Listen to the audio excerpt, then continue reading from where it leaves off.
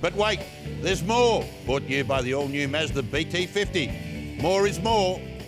Well, you can smell it in the air, that feeling of origin just around the corner. The teams have been named. Big question for you, Sam Kekovich. Should they be playing a game every year in Melbourne? I know you're a Melbourne mayor, but Yes. take your hat off for a second.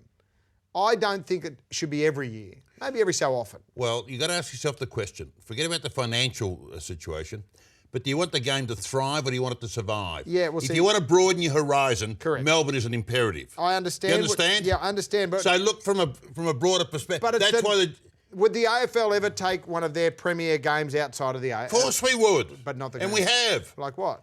Well, we play games all around the world, around Australia. But not important, not the biggest game of the year, save the grand final. This is the state of origin. Russell, and that's why you got to commend the Commission for having the broader view that we're not incestuous anymore. Okay. Let's take the game to the people. We've got a big market in Melbourne. Okay, who's it going to affect the most, the origin? Obviously, each team has a few players out, but the key players like Gallen and Slater and Croc and Smith obviously going to affect those teams more than others. Yeah. Or do you think because it's over such a long period that it'll just balance itself out? Oh no, I think some of the heavyweights will be affected more. But what you got to ask yourself the question: which side has the best capacity to be able to compensate for their loss of stars? Parramatta, yes. Because none of them will be gone.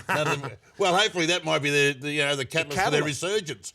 Anyway, I can't wait, and I bet you can't either. The Mazda BT-50 wrap. We're looking forward to the origin.